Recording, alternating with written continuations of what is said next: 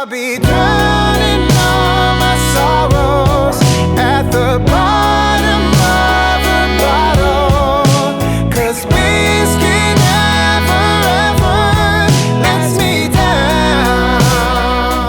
You know me, I'll be I don't know what she said. I'm LaSawn Georgeson. yes. Thank you all so much for coming.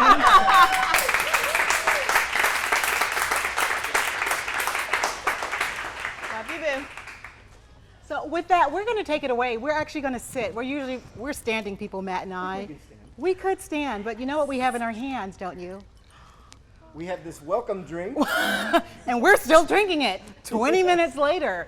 It's been one of those days. So thank you so much for hanging out with us and being patient. We'll make it worth your while because we've got some badass distilleries here. Okay, so that being said, tell us about yourself, Matt. How did you get into distillery business? Oh my gosh. So I, even before I was 21, I fell in love with the beverage alcohol industry writ large.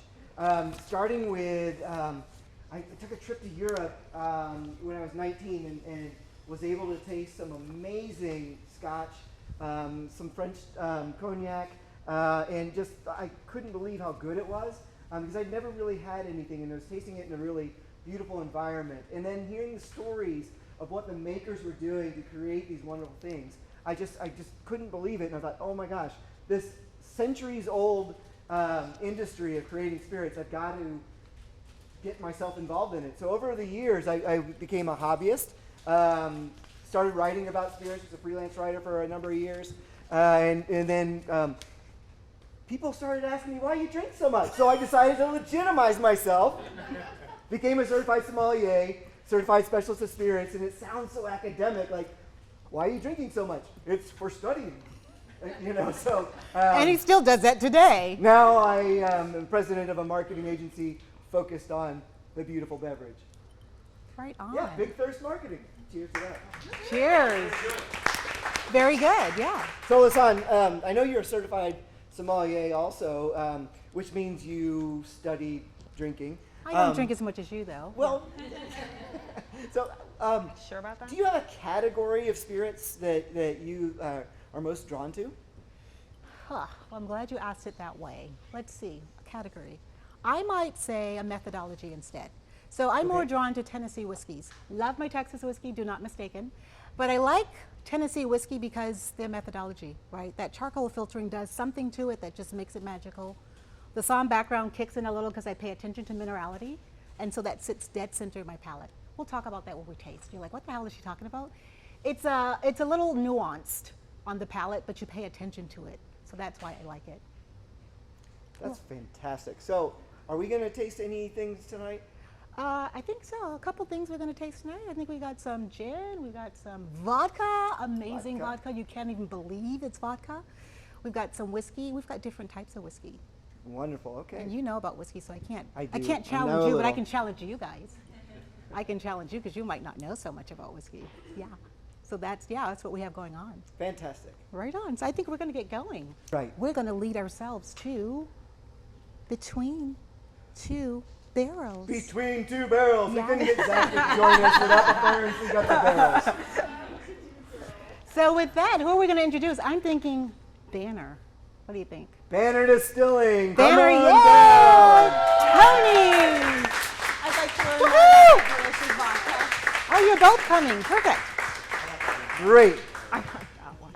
Okay, you're leading us. Go for We it, are? Matt. So welcome, Tony and You Logan. are having a seat. Do you want to sit or stand? Is it more You can do casual? as you choose. Do you want to Tell me. partially sit? Stand? I think I'm with you. Is that a thing? Tell us about how did Banner Distilling get started and where are you located? We're located about 25 minutes east of 6th Street, just out in Maynard, just kind of out in the farmlands of East Austin. We're not too far away. We have 12 acres of land and a small 1,200 square foot building. You know, we run a small operation, but you know, we started. I mean, Logan and I are both engineers in high-tech semiconductor here in the Austin area. Logan's an applications and process engineer. I handle manufacturing and product support, so our skill sets really complement us well.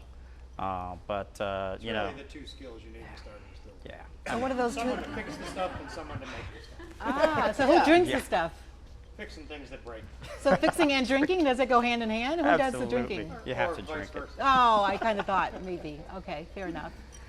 But you know, I mean, you know, the real story of how we got started goes with just a really bad day at work. You know, I remember being in the clean room and Logan was there, and I heard him in the distance. Logan likes to yell at inanimate objects sometimes. And you know, I heard him just, you know, screaming in frustration about a machine, and I was just in there just minding my own business, and then I hear him say something about we should quit our jobs and start making booze. We're smart enough. And I perked my ears up because I was kind of interested in starting home brewing at the time, you know, and I was also an aspiring entrepreneur. So, you know, I thought, well, yeah, that piqued my interest, you know. So I had a brief conversation with Logan, and I said, give me a few weeks. And 3 weeks later, I produced a still. And then What? the rest What do is you mean history. produce a still? What is? I made a reflux still Another out one. of copper pipe from a local Crazy. plumbing supply here. You know, it's plumbing supply here. It's not in business anymore. Bought a $25 used keg on Craigslist, and it came with a free propane tank. And you know, we put our still on that and used a turkey fryer, and Crazy. we learned a lot of lessons. It's like that bootlegging one still. summer. Right on. Okay. So what you're making today is no relation to that, No other way. than process. No. Our passion is all about making real Texas spirits here. Whiskey is what we really wanted to make, but you know, it takes a while for whiskey to age, and so we started with a vodka. All right. So And, tell us about your vodka, and then isn't that what's in our welcome cocktail? It's the best vodka in Texas, man. Best vodka in Texas. It's all organic. It's made from corn and wheat and sugar cane, and all the water in our vodka is filtered Texas rainwater. So And who's it's got a tasting it? wonderful. Well, what's in this cocktail that tastes so damn good? This is the Texas Porch Quencher. Okay. This is an infusion of lemonade with fresh sliced jalapenos and cucumbers, made with Banner Natural Vodka. It's a great summer drink, so we just wanted to share that with everyone. You know, it's thirst quenching. That's what I call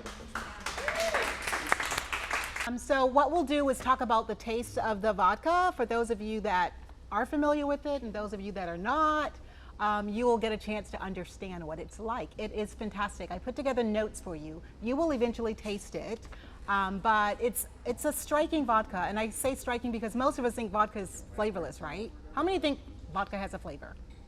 Most of us think not really, right? You do? You really are.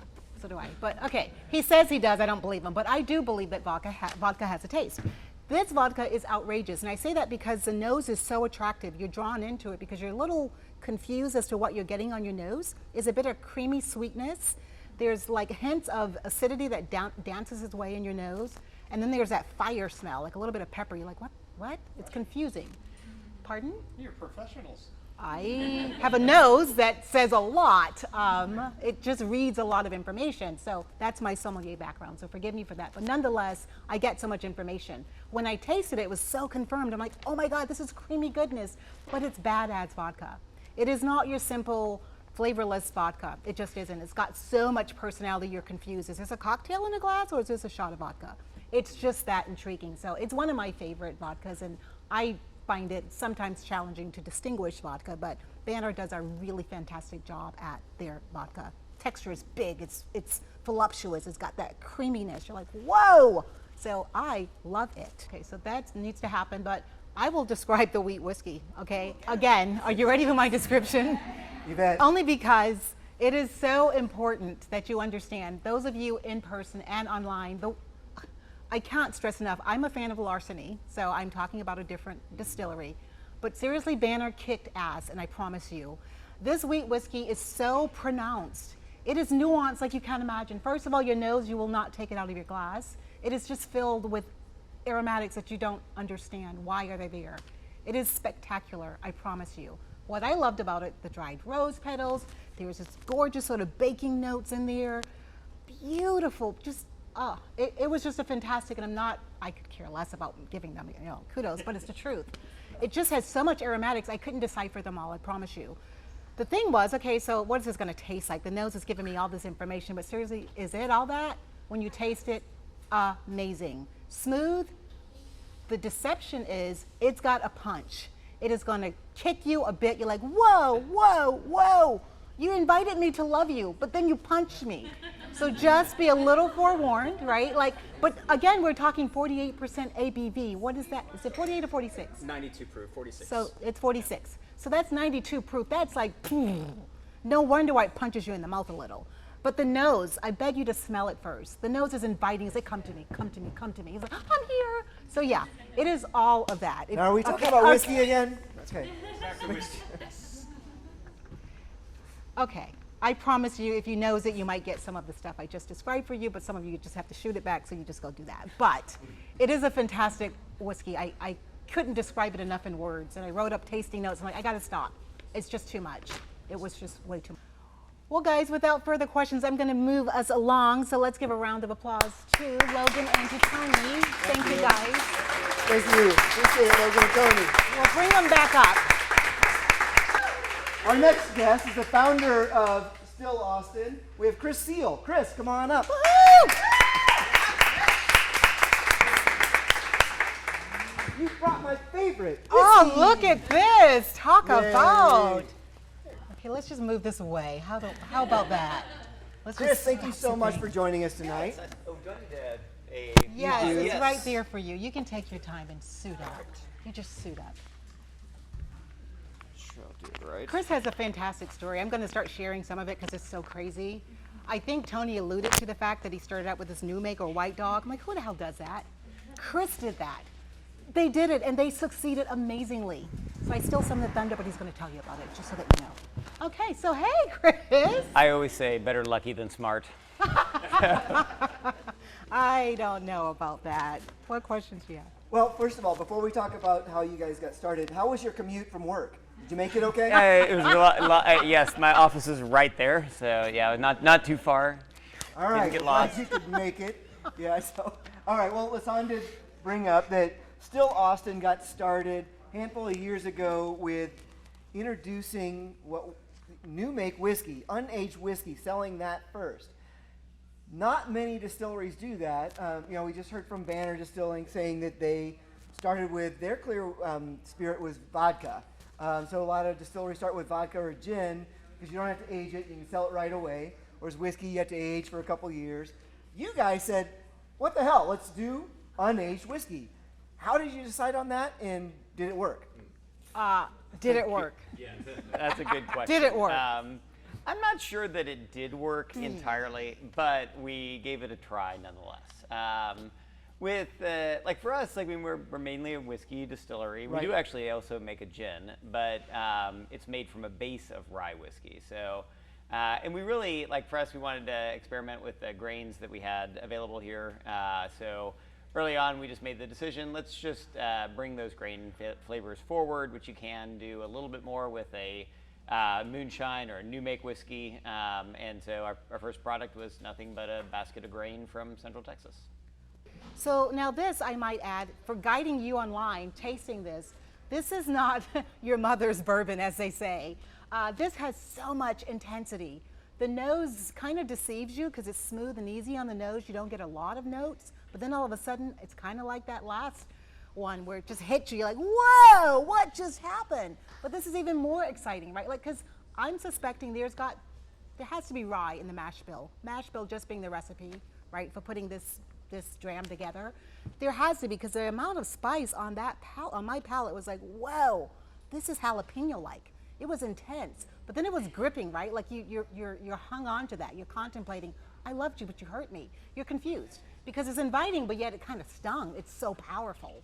But I absolutely love this bourbon. It tastes much longer. Speaking of, What style of gin do you guys make? Well, we make, I think you would classify this as a new American style, but our history of our gin kind of came from one of our distillers, Allie Block. She was kind of working the night shift here at Still Austin while we were distilling. Obviously, it takes years of bourbon making for that product to be ready, and she was a gin geek, and she was amazing. she asked us, what would you think about making a gin? And we were like, well, we're actually a whiskey distillery, and so for about a year, we said, okay, we'll give you a little bit of budget to kind of play around with a gin, and she did about a year of small batches. Every day that she worked, she would do a different distillation, kind of playing around. And we gave her only one direction. We wanted to make a gin that whiskey lovers would enjoy. This gin is potent. What I love about this gin, for those of you online, and obviously you in here, you're tasting it already, the gin is very attractive. It's not your juniper forward gin. So most of us like, I can't do gin. I love gin, so I'm not that person. But most of my friends are, I can't do that. I'm like, okay. This is what you can do. If you are a whiskey drinker, you will love this gin. It is less juniper focused, so all those extreme flavors that we get with most gins that are super juniper focused, it's not that. So it's a little more inviting. It relaxes itself. You're like, okay, come to me. But then you get a little bit of the rye spice. Okay, why are you guys laughing? This is just really what I believe, so stop laughing at me. But the rye comes forward and you're like, oh my God, wait, what?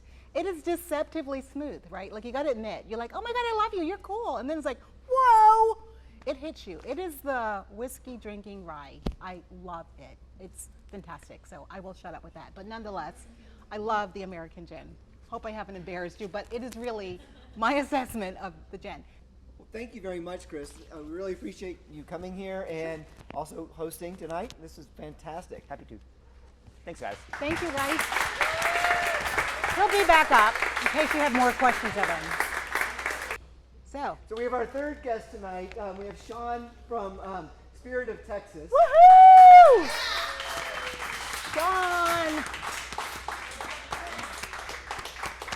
Sean Sims, love this man. He invited me to his distillery. I met all of these guys that you have met already from Sean. So very close kinship to Sean. He just touches my heart. How did it start? So How basically, long ago did it start? Spirit of Texas started in 2009. We were the 11th distillery in Texas. Oh my, I didn't know that. We had started talking a couple of years before we actually built the distillery about a business. We didn't know what it was going to be. It was a lot like Tony's story where he thought about brewing and starting a brewery. Right. That was kind of the same path that we took, right? So I come from electrical engineering background. I had two partners when I started, a mechanical engineer and a chemical engineer. So the three of us basically knew we wanted to start a business. We didn't know what it was going to be, but we decided to look into starting a brewery at one point in time. And so we started on the business plan and kind of put the pencil to the paper and started seeing all the other businesses out there, all the competition, and saw that it was going to cost way more than what we anticipated to get it up and going. So we kind of scratched that idea and just kind of started kicking around the ideas of what can we do next. And my partner at the time was talking about what if we start a whiskey distillery. And there was zero whiskey back in 2008 when we were talking about it. And so we joined the American Distilling Institute in California and went and took the tour and basically just solidified our idea and said, yes, I think we can do this. We're all engineers. We can probably build some equipment and kind of get this going. So like Tony, we came back and we hammered down on our first still, built a little 3-gallon conceptual still. We didn't buy a keg, but we actually hand built a copper still with bubble caps. Who and does a that? I'm sorry, fraction guys. column Really? and Really? Like, who does that? I want to just build a still because I Yeah. need one. I am just going to say this truly has a Spirit of Texas attitude. Yeah. I mean, it's all in your face, right? It's pioneering mindset, clearly. And I just like that it's intriguing. You know, I'm not a Texan, so I can't sit here and tell you what that's like. But what I've experienced is definitely pioneering. And this is like, wow. All that being said, how did you get into single malt? Why didn't you go with rye, which is so local? Why didn't you Yeah. go with corn for, what would corn be for? Hang on 1 second. Audience, help me. Corn would be anyone. Bourbon. Yes. Why did you go with a single malt instead of a bourbon or rye? I mean, honestly, That's not the easiest. I've I always mean, been more intrigued of Scotch, and so that was kind of the profile that I was leaning toward. Got it. Except I wanted to make a Texas Scotch, and it included like a mesquite, which we never actually brought in, but things change, right? So when we first initially started talking, we had really just kind of had that mindset of we're going to do this all grain whiskey, and it's going to be aged in these mesquite barrels, and it's going to be all about Texas. And so we, from that point on, I really just kind of had my mindset like I don't really care too much about bourbon. I like bourbon, but I really want to focus on let's make a Texas Scotch, right? And so that's kind of how it started That's and pretty derived. bold. and That's we, pretty Texas. yeah, Pretty we badass. started it that way. This is what attracted me to Sean, truthfully. This is just so amazing. I'm not a drinker, I'm a taster. Sean, your whiskey makes you look so sexy. I didn't say that, but Matt Makes you look thinks that. sexy too. All that being said, when I smell this, for one, because I'm always going to nose, I have to test everything with my nose, otherwise I'm not tasting it. The nose just attracts so much interest for me. It's refined from the beginning to the very end. And the nose, I mean, smell this, really. Are you guys getting any of this? Like, the nose notes are beautiful. This is a single malt. Why am I getting any nose notes? It is fantastic. I love the nose. But more than anything, it is so smooth. You can be on your arse in no time. You're like, oh my God, I drank all that. I didn't realize it. When you sip it, it's smooth. You don't even realize it's alcohol. Like, seriously, and Doug is like, really? No, I really don't notice it. And I'm not a drinker, I'm a taster. But it is super smooth. This just like glides. I'm like, oh my God, I could really be a drinker. This is scary.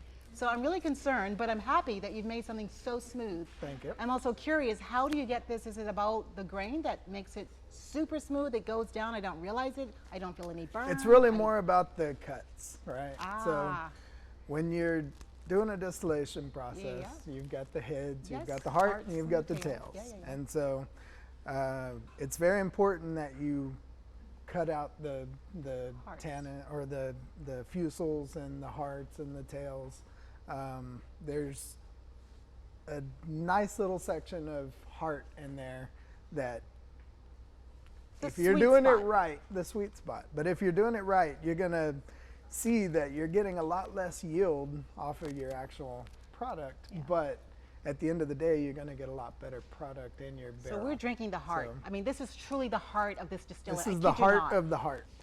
So what you're gonna sample here is a drink that Mike came up with. Mike is my assistant distiller, mixologist, and he comes up. We have over 30 cocktails on our menu currently, which Mike has come up with the majority of those. This is called a Golden Dawn. This is basically 2 parts whiskey, single malt whiskey with 1 part lemon and 1 part wildflower honey, simple syrup. So one final question for you before I bring everyone back up in terms of the distilleries. Tell me a little bit about, you've won several awards. I mean, you started some time ago, but you've won several awards. This year, probably just as important. What award stands out for you? I heard about it from someone. I mean, I would it a say our Texas most award? prestigious to me would be winning 2 years in a row at the Texas Whiskey Festival for the best malt whiskey. So, That's pretty badass. Awesome. Texas Whiskey Fest. Yeah. Cheers to them. thank you. It's no easy achievement. I haven't asked any of these guys to drill down on what it takes to win awards and win medals. It's not easy. No. So for the sake of not boring you, just know it's not easy. No. It's pretty badass to come out with a medal, and the best of is insane. The double gold for a new make spirit manufacturer that comes out with a bourbon their first year and they get a double gold, unheard of. You know, banner and it's just unheard of. So I'm so proud to have these distillers. And now that I've embarrassed them, I'm going to ask them to come back up and do a roundtable of the brotherhood that we have here in Texas with distilleries. So, gentlemen, we heard a little bit about some of the challenges of working with other distilleries as you're starting up, and then also about some of the community spirit of distilleries.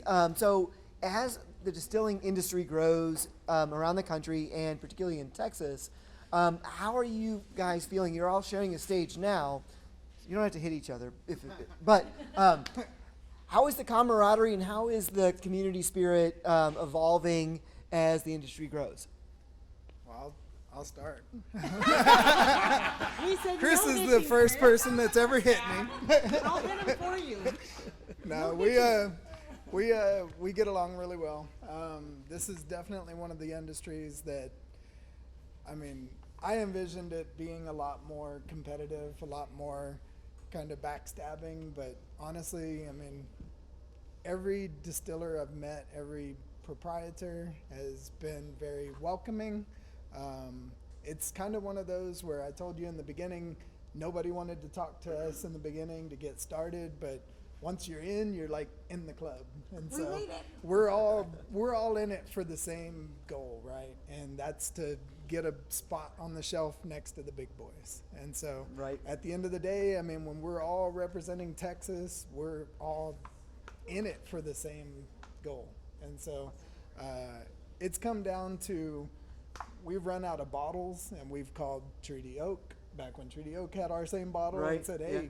we're out of bottles. Can you loan us some bottles? And we've given them corks. And I mean, it's been one of those where it's you scratch my back, I'll scratch yours. And I mean, a lot of times we promote each other. These two sitting right up front, part of the Propes Guild, they have been very supportive of all of the local distilleries in town.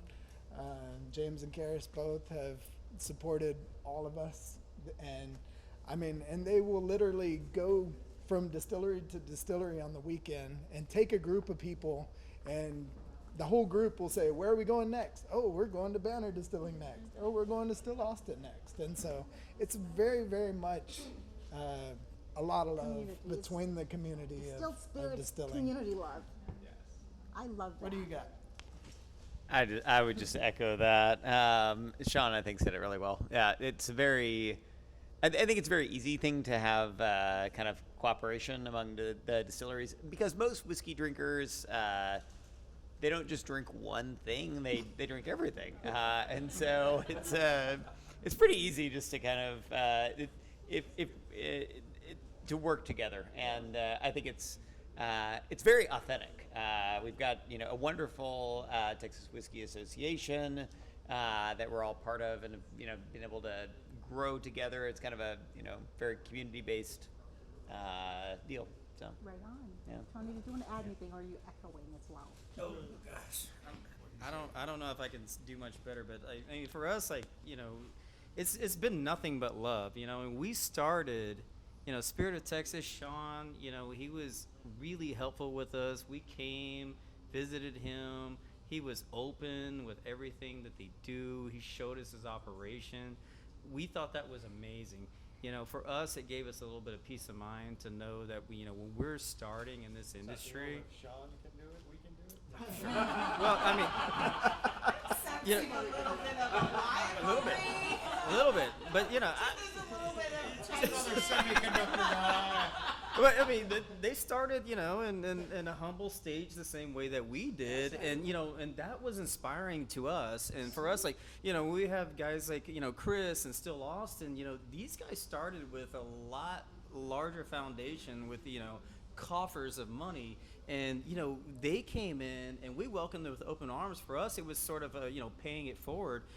These guys had the right mentality. They wanted to do things the right way, do whiskeys grain to glass. We were inspired by that, and and for us, yeah, absolutely. There's nothing wrong with trying to help They them. inspired by us? I don't know. Okay. I'm inspired by the inspiration. Like for me, we're just happy that somebody's actually coming to our little distillery, to kind of look at what we're doing, and next thing you know, we're here. Just a few years later, an amazing space, amazing location. It's cool to see.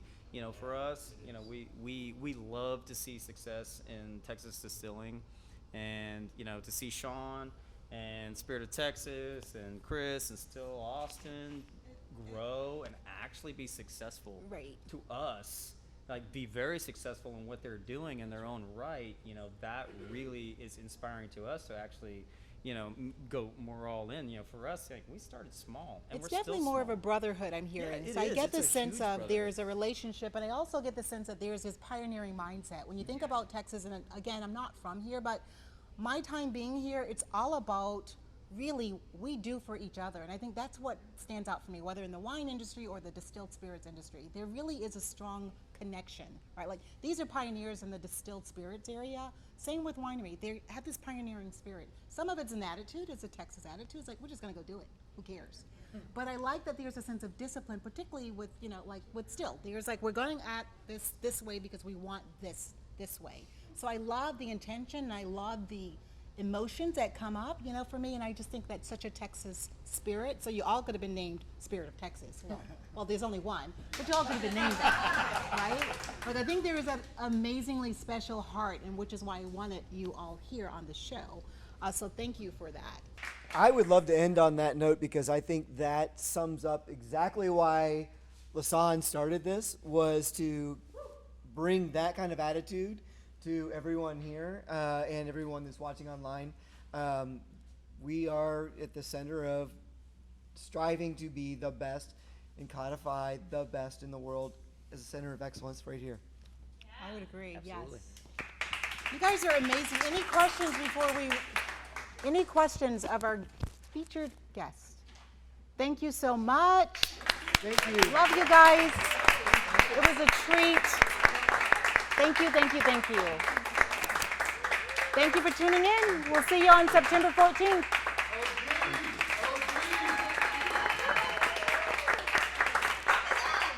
You know me, I'll be drowning all my sorrows at the bottom of a bottle, 'cause we